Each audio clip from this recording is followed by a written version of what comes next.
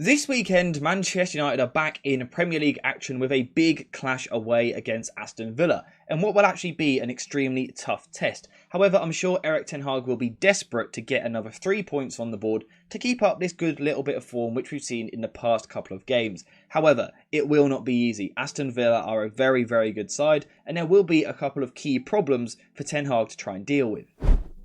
The first problem for Erik ten Hag will be the fact that Aston Villa are very good going forward and actually currently the third highest goal scorers in the Premier League this season, highlighting their real attacking threat. How do they attack? Well, they tend to use a 3-2-5 shape, which essentially allows them to overload every single phase of the pitch, and that's going to be a real problem for Erik ten Hag. How can he actually even get close to stopping this when so many teams have struggled with it this season? Well, I think we should probably take a look.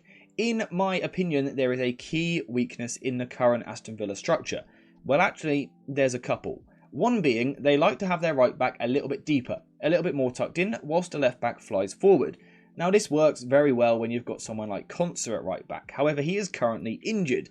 Matty Cash does not offer you the same protection in a deep position in a back three. He wants to move forward, so instantly Villa may not have the same structure and the same fluidity which they usually do. However, there is actually a better way than that, than stopping Aston Villa, and it looks a bit more like this. So like I've said, Aston Villa eventually want to get into this sort of shape, a 3-2-4-1. When they do this, they overload most phases, it's dangerous.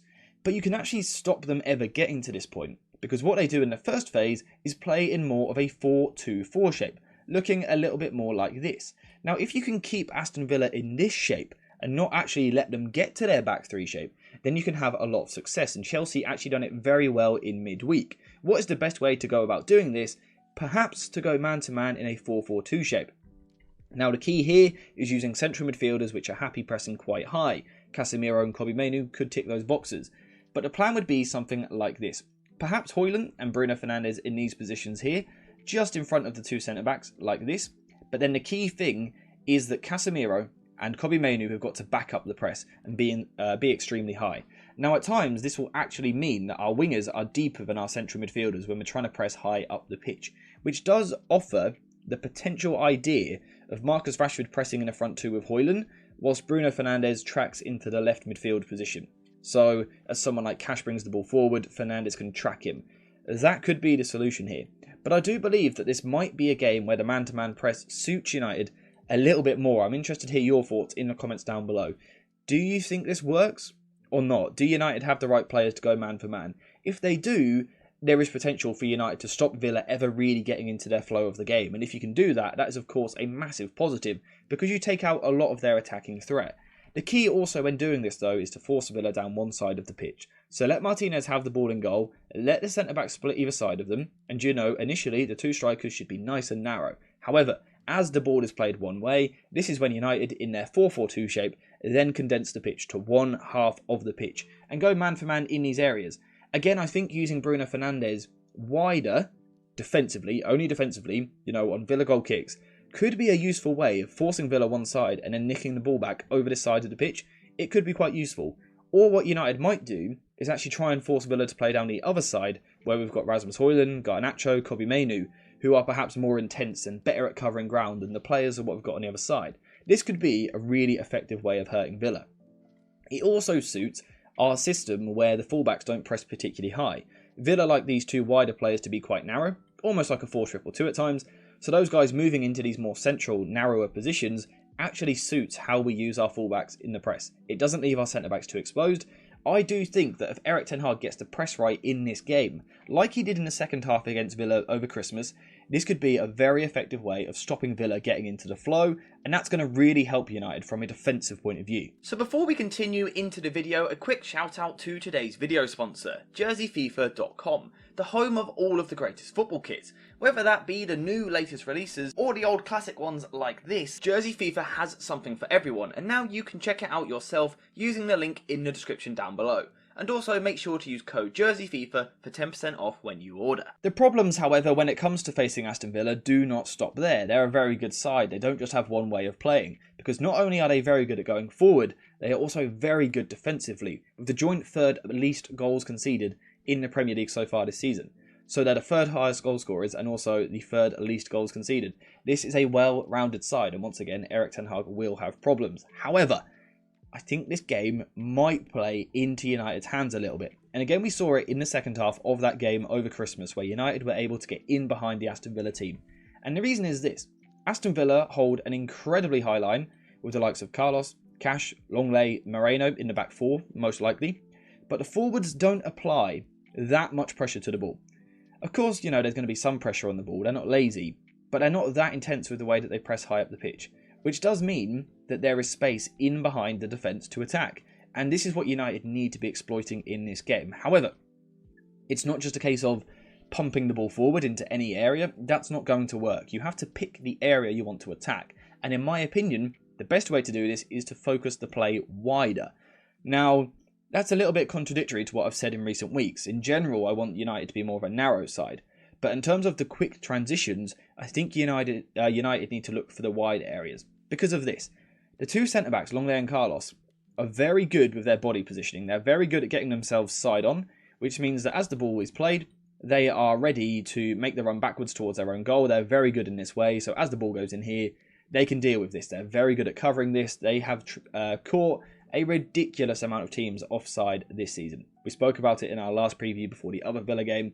That's a problem. However, the fullbacks are not quite as good at dealing with these balls. The centre-backs are the ones responsible. So if we take those guys out of the equation and we actually look a little bit wider to Garnacho in behind on the right-hand side and importantly Marcus Rashford on the left, this is where we could have a lot of joy exploiting the Aston Villa high line, getting in behind their defence, turning them round. And we know United in general are very, very dangerous in these sorts of attacking patterns. Very dangerous. With the likes of Casemiro, who wants to get the ball forward quite quickly, but also Bruno Fernandes. United can really hurt Villa with these quick attacks. However, there is something important here. Just because United can hurt Villa with quick attacks, it doesn't mean that's what we should look to do all night long. If every time we get the ball, we pump it forward, it's going to make an end-to-end game, which I'm not sure suits United, particularly with Villa having the likes of Watkins, Bailey, John McGinn, who's a good ball carrier. I'm not sure it suits United to play in this box-to-box manner, end-to-end.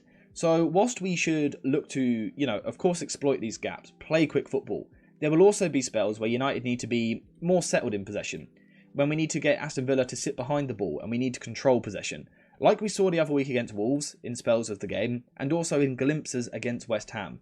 How do we go about doing that? Well, we build with a back three. Rafael Varane to the right, Harry Maguire in the middle, Luke Shaw to the left, building this back three like so. From here, Marcus Rashford wide on the left-hand side, Garnacho wide on the right-hand side, Dalot inverting, and essentially Kobbie Mainoo and Dalot rotating. So sometimes Dalot goes high up here, sometimes Kobbie Mainoo goes high. Preferably Mainoo deeper on a more regular basis, just because I think he's great in these areas, but give him the freedom to do both. That's what United need to do. Give him that free 8 role. If we do this, we can hurt Aston Villa. Reason being, players like Douglas Luiz, as good as they are on the ball, and they work hard out with possession, they are not great at defending the half spaces. So if we can create overloads in these areas, particularly, once again, like I've said a few times recently, with third man runs from deeper areas, I think there's a lot of potential to exploit these spaces, overloading the centre of the park and attacking these Villa players. There is also the chance that defensively what we see is Tielemans a little bit deeper. And if Villa do that, because sometimes Kamara drops into a back five, if Villa do that, United could have some real joy, because Tielemans is a great player. I'm a big fan of him. But defensively, he's not particularly intense, but also not that intelligent from a defensive point of view. So again, this is an area where United could really hurt Villa. If Villa don't do that, and instead play with a back four, with Kamara, holding his position in midfield, then what this does is it gives United the chance to create a front five up against a Villa back four, and we all know the superiority which that creates. On one side of the pitch, you're going to have a spare man somewhere. So it gives these fullbacks for Villa a lot of work to do, particularly if United are controlled in possession, by their time, draw Villa over to one side. We know that what this is going to do is allow us to then move the ball to the other side, switch to play. Marcus Rashford can get the ball, perhaps Luke Shaw can overlap him from left back, Bruno Fernandes in these positions, but also Casemiro with the third man runs. These are all things which United can do to hurt Villa, and we have seen glimpses of it in the past couple of games, which is why, going into the match, I am reasonably confident. But let me know your thoughts in the comments down below.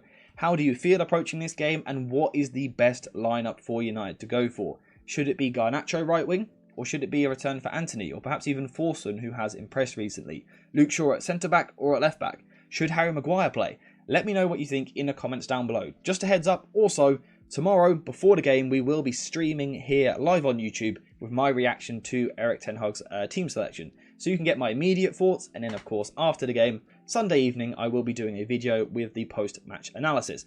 But that's for then, in terms of for now. Get in the comments down below, let me know your thoughts, like the video, subscribe to the channel, notifications on, all of that good stuff. But apart from that, we are finished for today. So thank you guys for watching, hope you have enjoyed it, and as always, I'll see you in the next one.